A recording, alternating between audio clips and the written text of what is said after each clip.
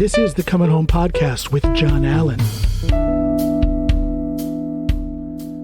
3, 2, 1, and welcome everybody to this episode of the Coming Home Podcast with John Allen. It's me. I'm back. I'm still here, still alive. I skipped over a week or so, and no apologies. I'm just letting you know I skipped over a week or so. That's because I'm still healing from that crazy, unexpected neck surgery. Solo Sundays. How about a slit throat Sunday? Oh my goodness. It's been 2 weeks and a couple of days since that surgery. So I'm still working on getting back on my feet.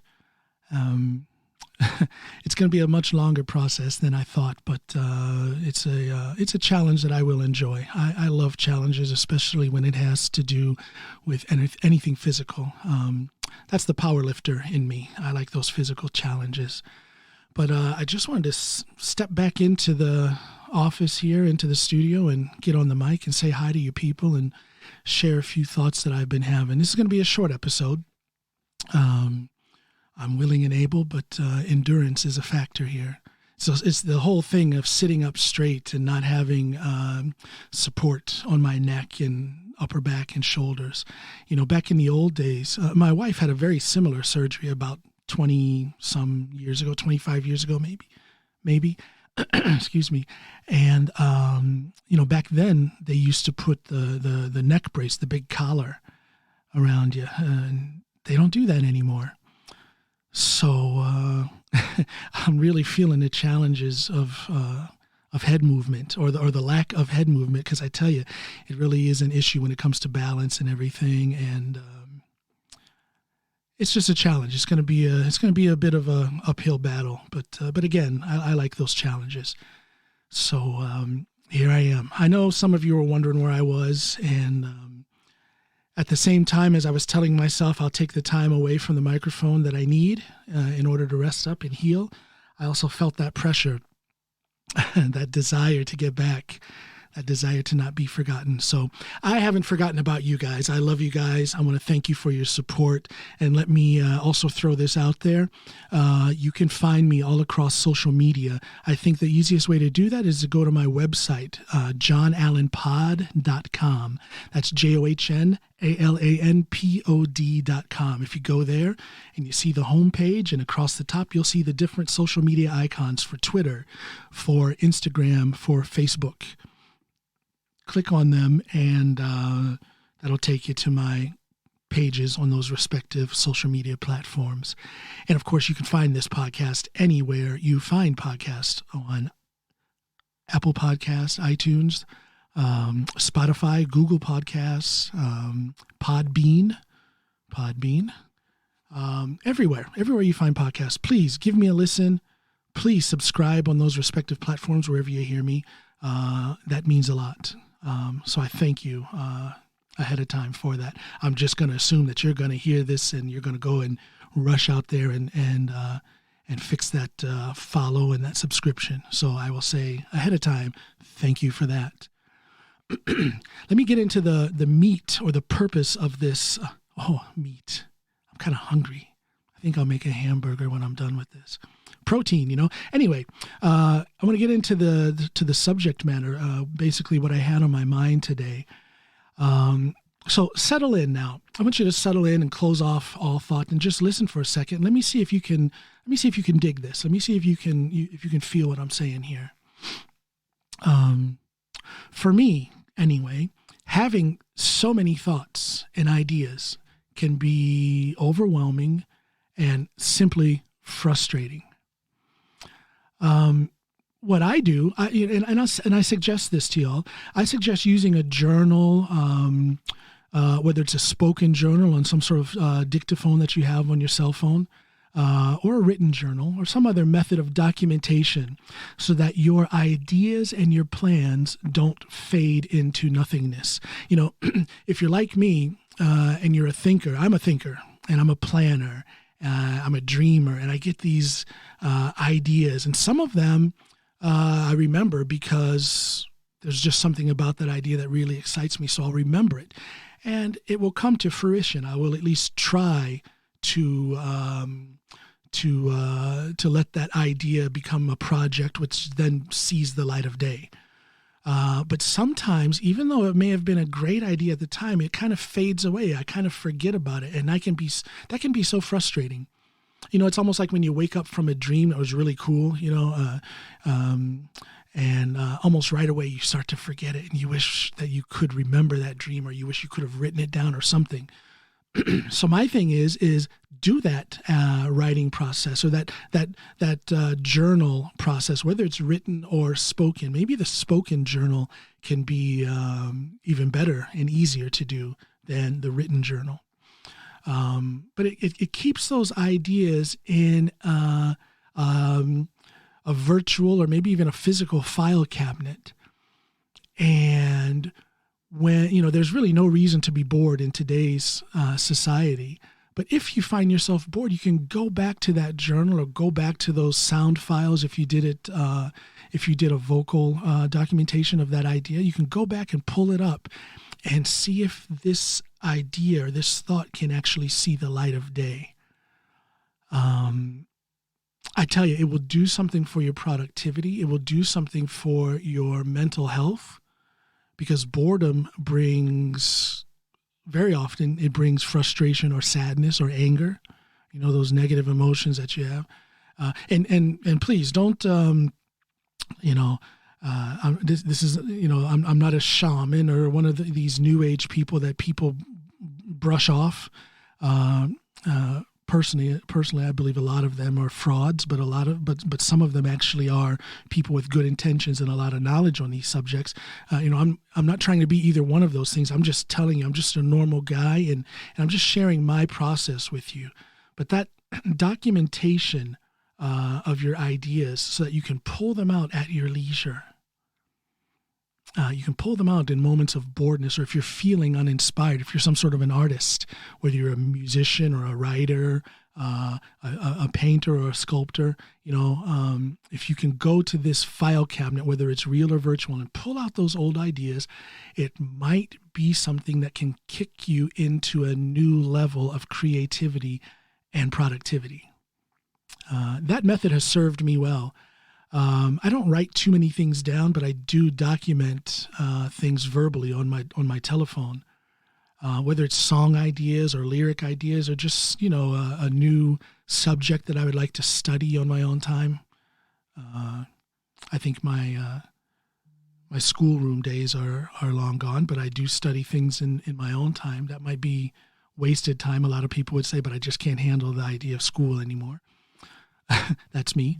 But it serves me well to have that documentation process, because it just makes things so readily available. So document your ideas, and then that will put you into a position to engage in actionable development when the time is right. And I say when the time is right, because some people wear themselves down. I know a couple of people like that. They wear themselves down because they feel, and that feeling is important here, they feel that they have to be in constant motion and constant action towards developing something. And while that can be very productive, it can also be very tiring, both physically and mentally.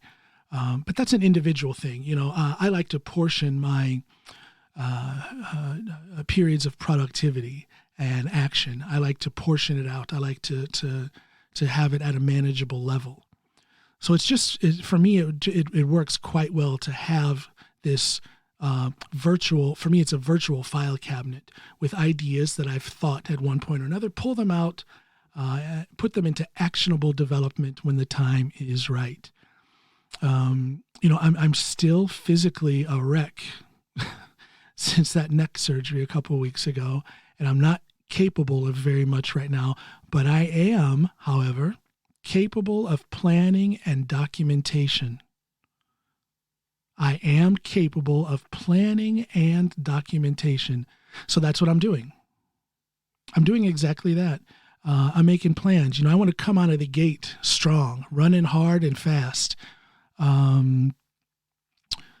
when I'm capable of doing that. I have a couple of projects that have kind of been on the back burner for a while, and there's reasons for that.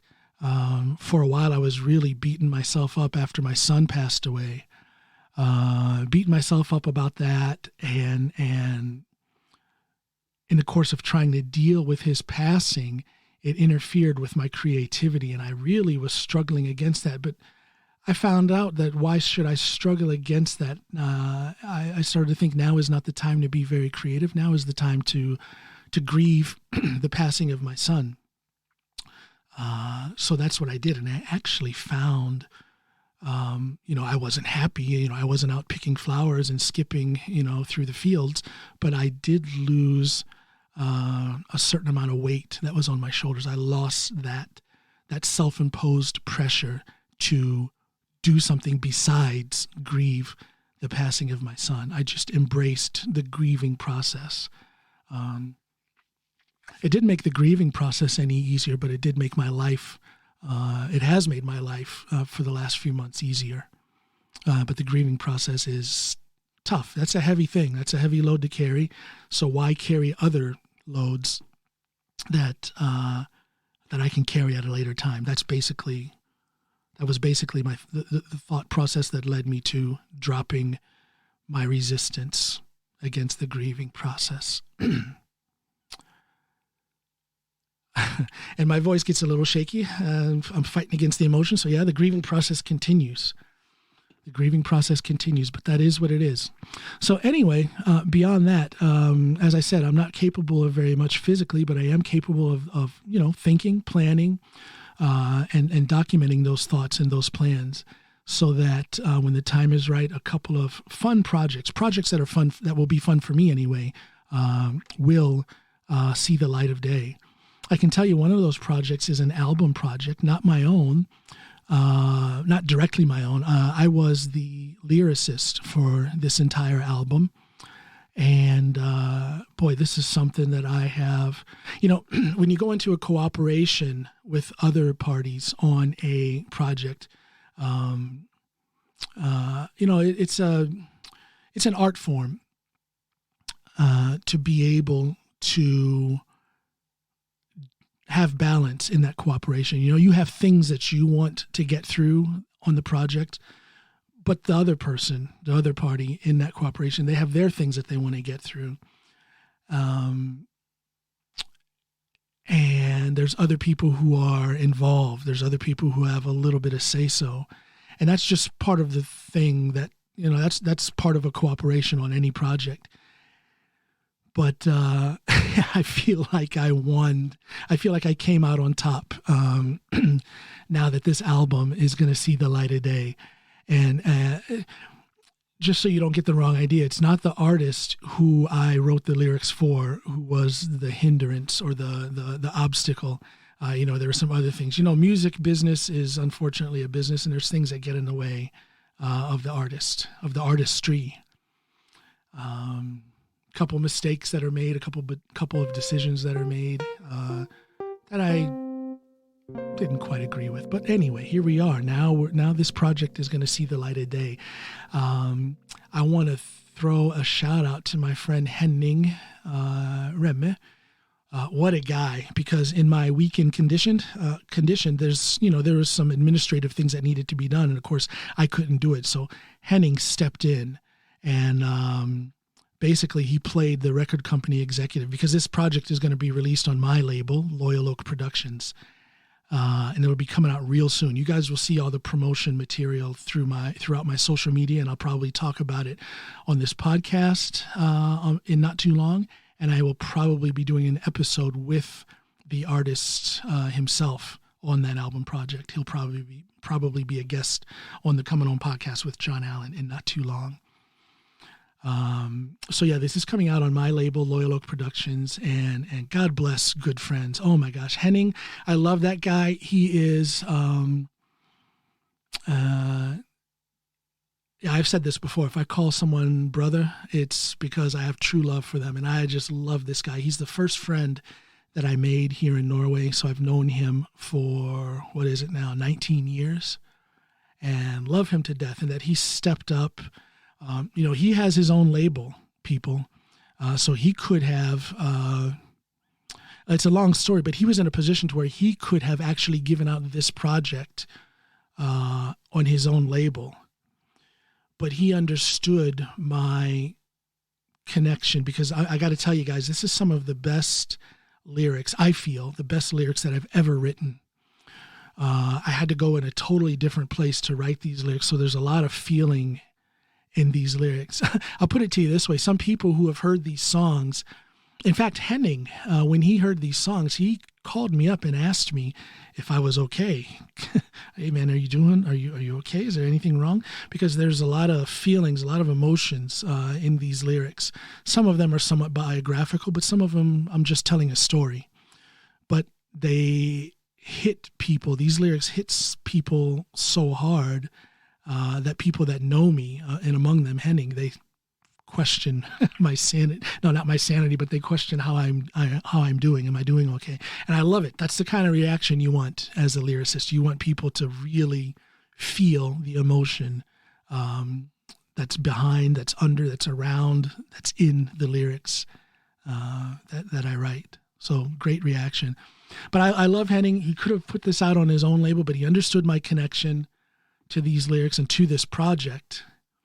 And he basically just did all of the administrative work to prepare all of this stuff for release, all of this music for release on this album. He just did the administrative work in my place so that it comes out on my label. I love that guy. We'll see how much he loves me if this album becomes like a big hit with videos on MTV. Are there still videos on MTV? I don't know. 10 million downloads and I get the money. We'll see how much Henning loves me then. That's a joke there. I don't think Henning is one of those musicians. And a lot of musicians are like this, where they say they're just doing it for the fun of it. Well, I'm doing it for the fun of it, but I also like to get paid.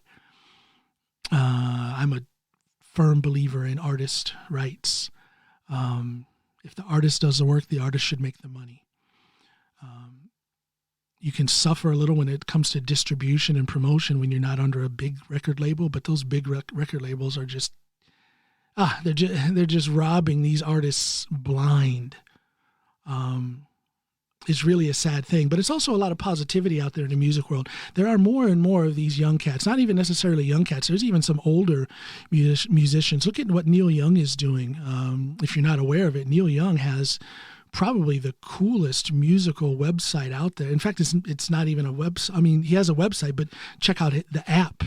He has an app that just blows. I'm sorry to say this, but it blows Spotify away. It blows iTunes away.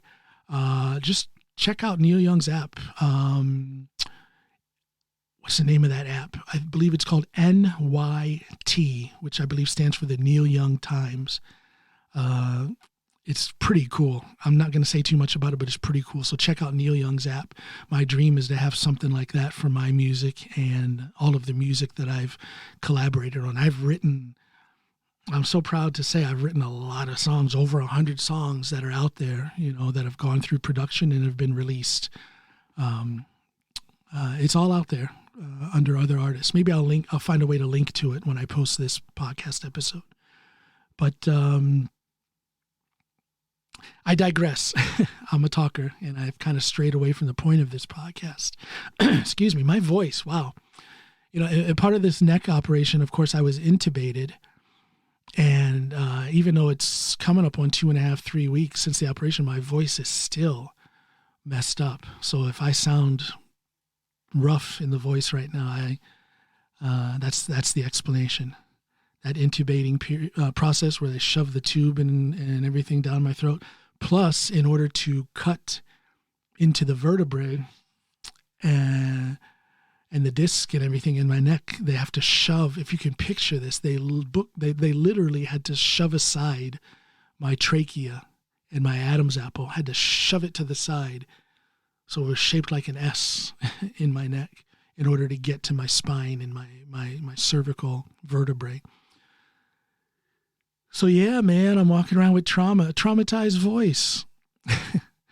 But I am training that up. I try to sing a little bit every day. I'm up to being able to sing for about 5 minutes in a stretch before it's just too much for my throat. But it'll get back. I have kind of a Rod Stewart sound to my voice when I sing now, but I'll get back to my old silky tones, if that's what you can call it. I'll put up a link to some of this music so you guys can see what's going on with that, or what has been going on with that. But anyway, those were my thoughts. There's no reason to be bored. Everybody is a thinker. Everybody has ideas. I figure if you think it, there is some worth in it. If you think of something you'd like to do, there is some worth in actually exploring that and seeing if that project can see the light of day. Don't let your thoughts and plans and ideas fade into nothingness. I do believe in inspiration. I don't know where inspiration comes from. I believe it comes from the divine. That's my thought. And if that's the case, it's slightly blasphemous to not develop those ideas and work them into something that is actionable. I don't want to get into a discussion in religion and all that stuff, and I'm halfway joking, but I seriously do believe that thoughts and ideas and inspiration are things that should be developed. One last thing I'd like to say. If you're feeling stressed, if you are feeling angry, sad, and I know a lot of these words fit with a lot of people. People are being shut in and kept away from their job and kept away from their friends and whatnot, and that can lead to feelings that are less than positive.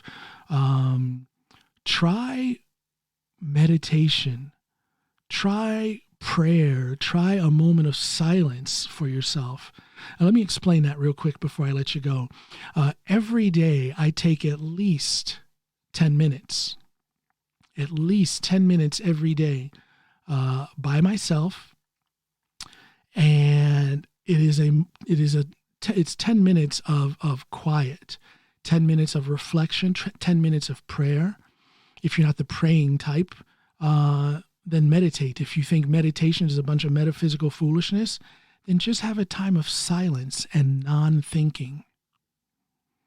Give your brain time. If you think of your brain as a motor, what motor is going to work optimally forever? You have to shut it off. It has to have maintenance. And you get that maintenance when you sleep. That sleep is your brain processing everything that it experienced during the day. But there's something different when you take this time during the day, like I said, at least 10 minutes, and have a period of, you reserve that time for yourself, and that is your time for silence or meditation or prayer or non-thinking or all of them. For me, it is a moment of silence, meditation, prayer, and non-thinking. It works. It works for me anyway. So if you know me, if you're a friend, a real life friend, and you know anything about me, and if you like any of that stuff, a big part of that is these small moments every day of silence, meditation, prayer, and non-thinking. It calms me. It centers me. It gives me clarity after the fact. It gives me much, much clarity. Yeah. So there's your metaphysical episode for the day. Again, I have to cut it short. Endurance is an issue. I love you guys. Please go to my website, johnallenpod.com, JOHNALANPOD.com. And from there, you can find me on all social media platforms. You'll see it on the home page across the top of the page. Please like, subscribe, share these podcast episodes. If it does something good for you, don't be selfish. You weren't raised that way. Don't be selfish. Send it on to somebody else. Share it with them. Let's get a community going. Let's get a Loyal Oak community going. Speaking of which, on my website, if you look at the page Loyal Oak Artists, those are, it's like an artist collective. And when I say artists, I'm talking about writers, painters, musicians, and whatnot. I'm going to be adding a couple of musicians to that page here very shortly.